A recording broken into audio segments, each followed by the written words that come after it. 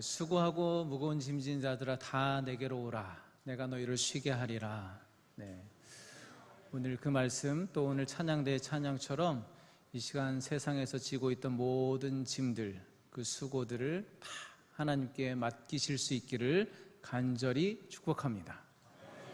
여러분 제발 그 예배 끝나고 다시 그 짐 가지고 돌아갈 생각 하지 마시기 바랍니다. 그건 내려놓고요, 하나님 주시는 은혜만 가지고 가실 수 있기를 간절히 소망합니다. 우리 기독교는 관계 종교다라는 말이 있습니다. 보통 사람들이 종교를 말할 때 어떤 종교적인 의식이나 규칙, 도덕 같은 것들을 떠올리는 경우가 많습니다. 어떤 이들은 종교 하나 정도는 있어야 그래도 의지가 되고 위로가 되지 않겠느냐 말하기도 하고요. 또 어떤 이들에게는 종교가 올바른 인생을 살아가게 하는 어떤 그런 규칙처럼 여겨지기도 합니다. 그러나 우리 기독교는 그렇게 단순히 종교적인 의식이나 규칙, 도덕 정도로 정의할 수 있지가 않습니다. 기독교는 관계입니다. 하나님은 본질적으로 관계의 하나님이시고요, 예수님이 십자가를 지신 이유, 하나님과 우리의 관계를 회복하시기 위함이었습니다. 이웃을 사랑하라는 그 이웃과의 관계 역시 우리 기독교 신앙의 핵심이라고 할 수가 있죠. 그래서 우리 기독교 신앙은 시작도, 중심도, 목적도 모두 관계에 있습니다. 오늘 우리가 함께 살펴볼 본문 말씀도 관계에 관한 말씀입니다. 디모데전서 6장 1절 말씀 읽어보셨는데요, 오늘날 우리에게는 적용하기가 좀 힘든 말씀, 시대에 뒤떨어지고 또 납득하기 어려운 주제처럼 들릴 수도 있습니다. 종은 자기 상전을 공경하라 라고 했는데, 요즘같이 자유로운 세상에서 종이 어디 있고 상전이 어디 있겠는가, 전혀 적용점을 찾기 힘들지도 모릅니다.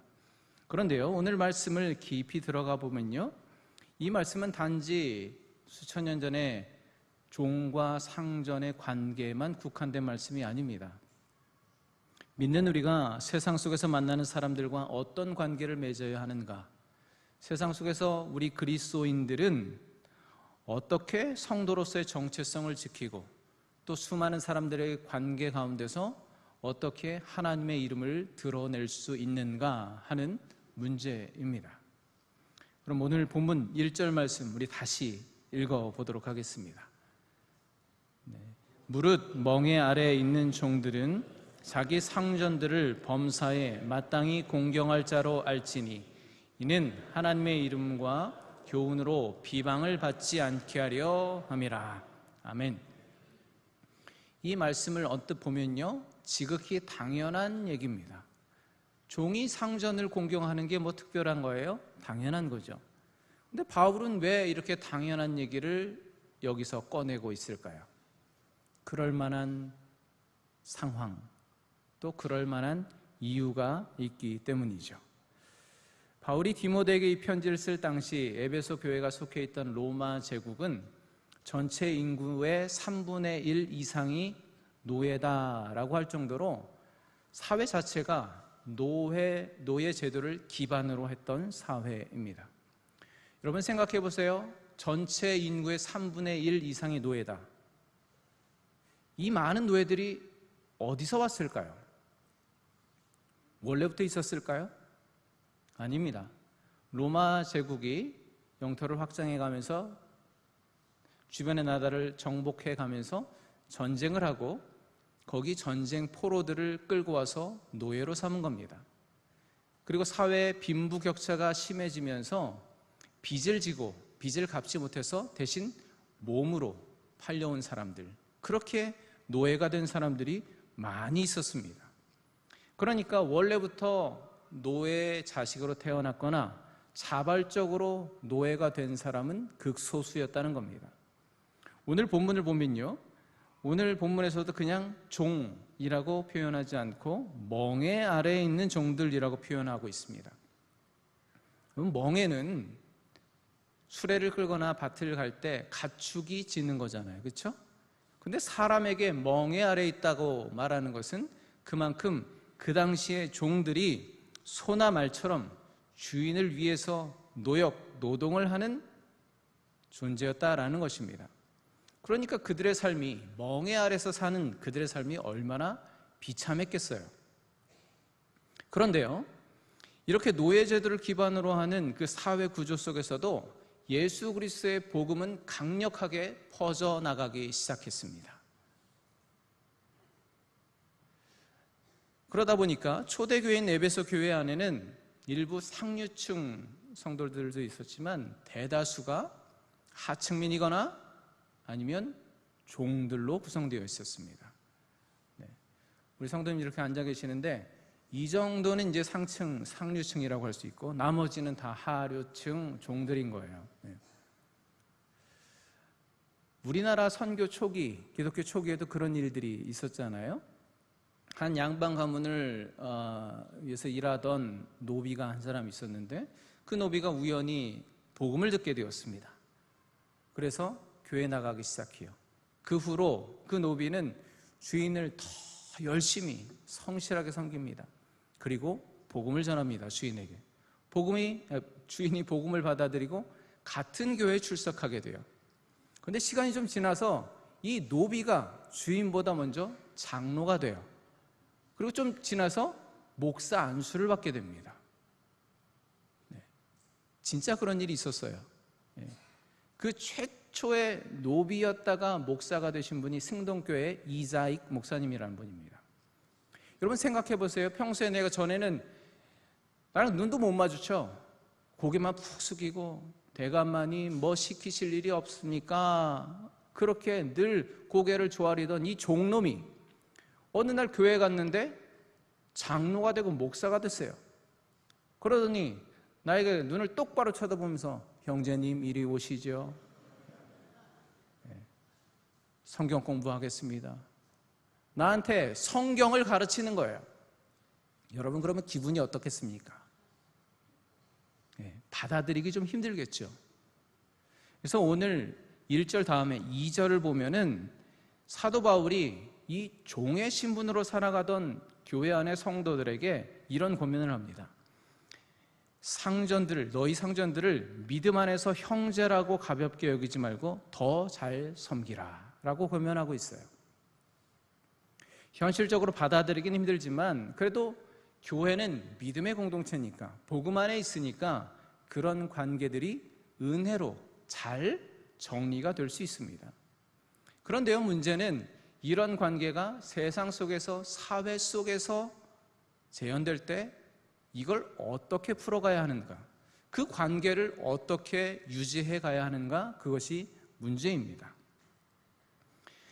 그럼 그런 상황 속에서 오늘 사도 바울이 멍에 아래에 있는 종의 신분으로 신앙생활하는 이 성도들에게, 그리고 오늘날 세상 속에 그리스도인으로 살아가는 우리에게 권면하는 삶의 원칙과 관계의 원리는 무엇일까요? 세 가지로 함께 나눠보도록 하겠습니다. 첫 번째, 믿음으로 현실을 인정하고 받아들이라는 것입니다. 믿음으로 그 현실을 인정하고 받아들이라. 앞에서 제가 잠시 그 당시의 상황을 설명해 드렸는데요, 오늘 바울이 이 종의 신분으로 신앙생활하는 이 성도들에게 멍에 아래 있는 종들을 믿지 않는 자기 상전을 마땅히 공경하라. 여러분, 믿지 않는 상전을 마땅히 공경하십시오. 이 바울의 말씀은 실제 종으로 살아가는 성도들, 그 당사자들에게는 아멘, 그렇게 하겠습니다 라고 하기에는 조금 힘든 말씀입니다. 그렇지 않겠어요? 나는 자발적으로 종이 된 것도 아니에요. 우리 아버지가 종이니까 자연스럽게 내가 종이 된 게 아닙니다. 자유인으로 평범하고 잘 살고 있었는데 어느 날 로마 군대가 쳐들어오더니 우리나라가 패하게 되고 포로로 끌려와서 노예가 되었습니다. 우리 가족이 빚을 졌는데 어쩌다 보니까 나까지 이렇게 팔려와서 노예 신분이 된 겁니다. 그렇다면 그들에게 있어서 이 상전이라는 사람은 마땅히 공경할 만한 대상이 아닌 거예요. 날마다 속에서 부하가 끓어오릅니다. 이를 갈면서 어떻게 하면 이 멍에를 벗을 수 있을까? 날마다 나에게 이 무거운 멍에를 지우는 그 사람이 너무나 밉지 않겠습니까? 하루라도 빨리 멍에를 벗어버리고 자유하고 싶어요. 그런데 오늘 바울은 그 상전을 마땅히 공경하라라고 말씀하고 있습니다. 쉽게 받아들일 수 없는 말씀입니다. 이 바울의 말씀이 아멘 되지 않는 또 다른 이유가 있습니다. 그동안 이 에베소 성도들에게 바울이 전했던 복음, 그 복음의 가치 때문에 그렇습니다. 사도 바울은 이 에베소 성도들에게, 초대교회 성도들에게 복음을 가르치면서 그 복음의 가치가 무엇인가? 누구든지 그리스도 복음 안에서는 자유하고 평등하다는 것이었습니다. 그게 바울이 전한 복음의 핵심이었어요. 우리 한 예로 갈라디아서 5장 1절 말씀을 보겠습니다. 갈라디아서 5장 1절 말씀, 우리 자막으로 함께 읽습니다. 그리스도께서 우리를 자유롭게 하려고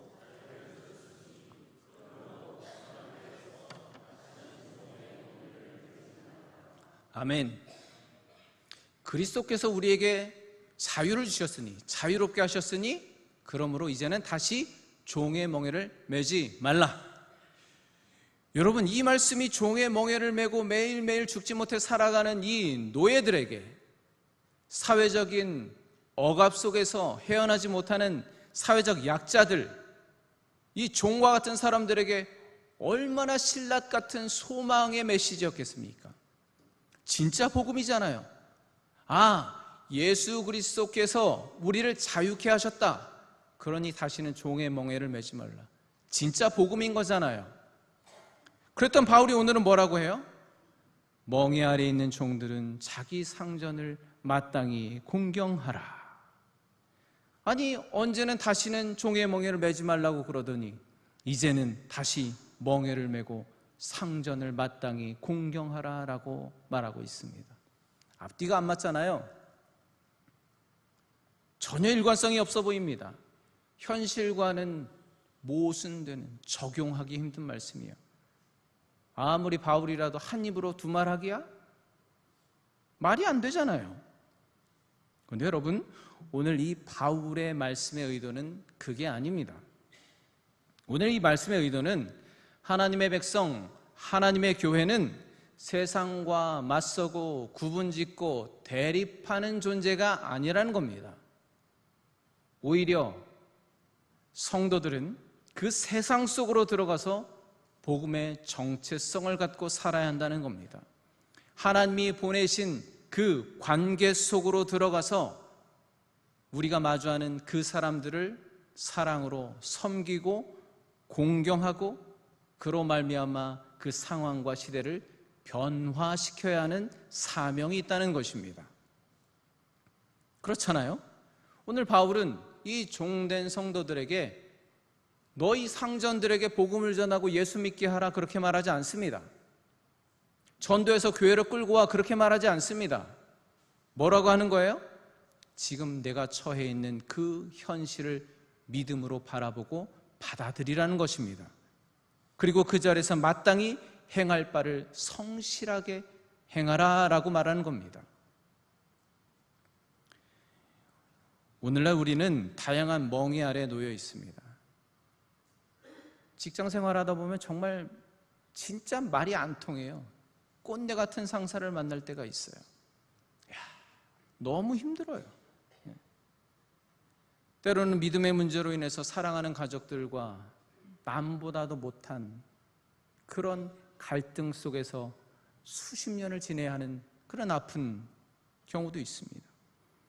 심지어는 교회 안에서 세상보다 더한 차별 대우를 받을 때가 있어요. 교회 왔더니 세상보다 더 끼리끼리야. 하나님 보고 교회 다니라고 그러는데 자꾸 그런 사람들이 보여. 상식적으로 도무지 이해할 수 없는 일들이 얼마나 많이 있습니까? 당연히 그 멍에를 벗어버리고 싶습니다. 그러나 바울은 말합니다. 그런 이해할 수 없는 현실, 부당한 상황이라도 그것을 믿음으로 인정하고 받아들이라. 왜냐하면 하나님은 그 상황 가운데서도 성도된 우리를 통해서 당신의 뜻을 이루길 원하시기 때문입니다. 성도 여러분, 여러분에게 주어진 오늘의 현실이 어떤지 저는 잘 모르겠습니다. 그러나 그 현실을 믿음으로 직면해 보시기 바랍니다. 피하시면 안 됩니다. 회피하시면 안 됩니다. 그것이 멍해와 같을지라도 그것을 벗어버리지 못해서 불평, 불만, 하나님을 원망하는 것이 아니라 오히려 그것을 내가 마땅히 섬길 대상으로 인정하고 변화시키고 회복시키는 복음의 사명을 감당하는 복된 성도 여러분 되시기를 우리 주님의 이름으로 간절히 축원합니다. 아멘. 오늘 바울이 세상 속에서 살아가는 성도들에게 주는 관계의 원칙 두 번째, 복음에 합당한 삶을 살라는 것입니다. 복음에 합당하게 살아라. 오늘 1절 말씀으로 보면 자기 상전들을 범사에 마땅히 공경할 자로 알지니 라고 말씀하고 있습니다.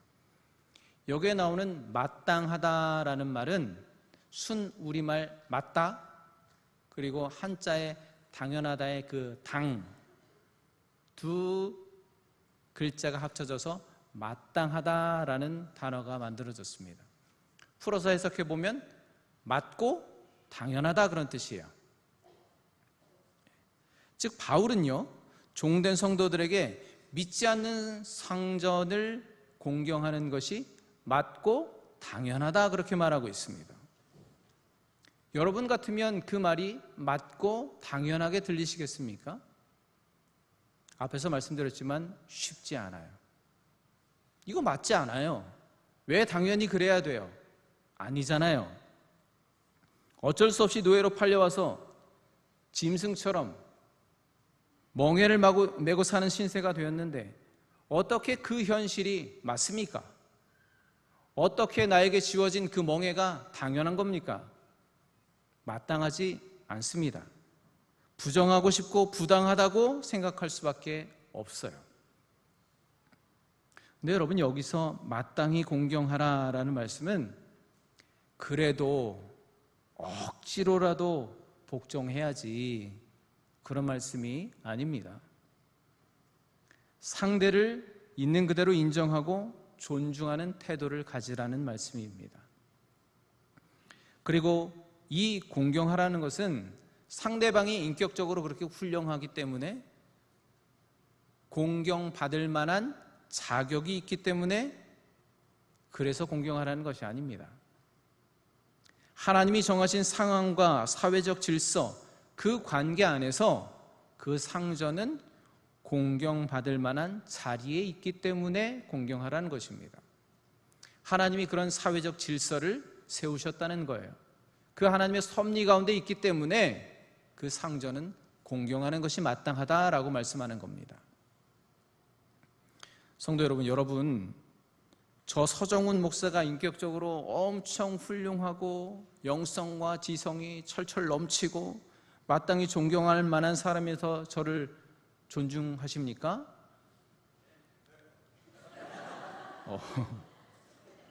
솔직해져 봐요.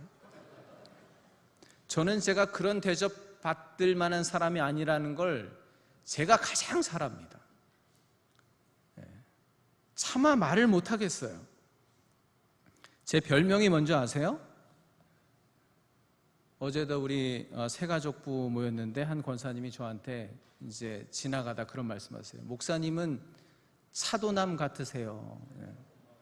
제가 그 말을 듣고 집에 가서 한숨도 못 잤을지는 않고요. 아무렇지도 않아요. 절대로 기분이 안 나쁩니다. 왜냐하면 제가 목회를 시작하면서부터 따라다니던 별명이 차도남이었어요. 이야, 저 전도사님, 저 목사님은 냉랭해, 차가워, 야, 어떻게 한번 돌아보지도 않고 쌩 지나가고, 차가운 도시 남자 같다.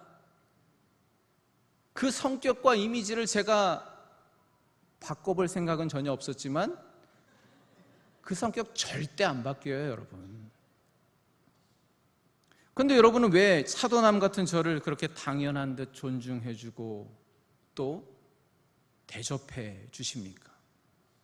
저에게 그럴 만한 자격이 있어서 제가 그렇게 인격적으로 훌륭하기 때문이 아니라 그게 하나님이 세우신 마땅히 지켜야 할 영적 질서이기 때문에 여러분이 그 하나님께 순종하는 거잖아요. 여러분, 우리가 사는 세상과 인생에서 당연한 것은 하나도 없습니다. 어제는 이게 당연하다고 생각했는데 오늘 보니까 아니더라고요. 나에게는 이게 당연한데 저 집사님에게는 부당한 거예요. 그런 것들이 우리 인생에 얼마나 많이 있습니까? 그래서 우리 그리스도인들은 세상에서 당연하다고 생각하는 것이 아니라 하나님이 마땅하다고 하시는 말씀을 따라가야 되는 겁니다. 무엇이 하나님의 말씀에 합당하고 마땅한 것인가? 우리는 그것을 쫓아 살아야 하는 것입니다. 그것이 우리 믿는 자들의 정체성이고 사명임을 꼭 기억하실 수 있기를 우리 주님의 이름으로 간절히 축복합니다. 오늘 바울이 세상 속에서 살아가는 성도들에게 주는 관계의 원칙, 마지막 세 번째는 삶의 목적을 분명히 하라는 것입니다. 여러분, 우리 그리스도인들은 삶의 목적이 분명해야 합니다. 흐릿하고 흐리멍텅해서는 절대로 안 돼요. 우리는 삶의 목적이 분명한 사람들입니다. 여러분, 오늘 말씀의 가장 핵심적인 부분이 맨 뒤에 있어요. 이는 하나님의 이름과 교훈으로 비방을 받지 않게 하려 함이라. 왜 우리는 억울한 상황에서도 인내하고 견뎌야 합니까? 예수 믿는 게 무슨 죄예요? 왜 믿는 우리만 그 무거운 말도 안 되는 부당한 멍에를 지고 살아야 하는 겁니까? 왜 성도는 자격도 없는 비상식적인 그 사람을 마땅히 공경해야 하는 겁니까? 도대체 이유가 뭡니까? 그 이유는 단 하나예요. 오늘 말씀하시잖아요. 하나님의 이름과 교훈이 비방받지 않도록 하기 위함이다. 하나님의 이름을 위해서입니다. 세상은 기독교와 교회를 판단할 때 하나님이 그런 분이시구나, 예수님이 어떤 분이시구나, 그걸로 교회를 판단하는 게 아니에요. 그리스도인 된 우리의 말과 행동을 보고 교회는 저런 사람들이 다니는 데구나, 그렇게 판단하는 겁니다. 에베소서 5장 8절에서 바울은 이렇게 말합니다. 너희가 전에는 어둠이더니 이제는 주 안에서 빛이라. 빛의 자녀들처럼 행하라. 너희가 전에는 어둠이었지만 이제는 빛이야. 그러니까 빛의 자녀로 살아야 해 라고 말하고 있습니다. 여러분, 빛은 어둠과 결코 섞일 수가 없습니다. 하나가 될 수가 없어요. 깊은 어둠으로 들어가면 들어갈수록 빛은 더 그 정체가 드러나게 되어 있습니다. 하나님의 자녀된 우리가 세상 속에서 그렇다는 거예요. 왜 나만 바라봐? 보이니까. 어둠 속에 빛이니까. 그게 우리의 정체성이고 우리의 사명입니다. 그렇기 때문에 우리는 늘 나의 말과 행동이 하나님의 영광과 복음을 가리지 않는가 살펴야 하는 것입니다. 그게 마땅한 겁니다. 마가복음에서 예수님은 당신이 이 세상에 왜 오셨는지를 이렇게 말씀합니다. 마가복음 10장 45절 함께 읽습니다. 인자가 온 것은 섬김을 받으려 함이 아니라 자기 목숨을 많은 사람의 대속물로 주려 함이니라. 아멘. 여러분, 이 말씀 어떻게 생각하시나요? 본래 하나님이신 예수님은 당신 홀로 존귀와 영광을 받으셔야 마땅한 분입니다. 우리가 예배 전에 영광 찬양 올려드렸잖아요. 모든 존귀와 뭐죠? 영광과 존귀와 능력 받으소서. 주님 홀로 받으소서. 그게 마땅한 겁니다. 그런데 왜 예수님은 그 마땅한 영광을 거부하시고 도리어 우리를 섬기려 하고 자기 목숨을 대속물로 내어주셨을까요? 예수님은 하나님이신데 왜 나 같은 죄인들의 종이 되시고 대속물이 되어주셨을까요? 여러분, 그게 얼마나 마땅하지 못하고 부당한 겁니까? 그것처럼 부당한 일이 어디 있습니까? 언제 우리가 한 번이라도 예수님께 마땅히 섬길 만한 짓을 해본 적이 있어요? 언제 우리가 예수님을 내 종처럼 부릴 만한 그런 자격을 얻은 적이 있어요? 우리가 예수님의 상전이 될 수 있습니까? 천부당, 만부당, 상상도 못할 일입니다. 그럴 자격이 없잖아요. 그러나 주님은 오직 하나님의 이름을 높이기 위하여, 아버지의 뜻을 이루기 위하여 마땅히 우리를 섬기신 겁니다. 그게 맞고 또 당연하다고 여기신 겁니다. 그렇기 때문에 십자가의 죽음을 거부하는 것이 당연하지만, 세상은 그걸 당연하다고 생각했겠지만, 우리 주님은 오히려 마땅히 십자가를 통하여 하나님의 뜻에 순종하신 것입니다. 여러분, 오늘 우리가 믿음으로 받아들이고 마땅히 인정해야 할 상황, 또 마땅히 섬기고 사랑해야 할 그 사람이 누구입니까?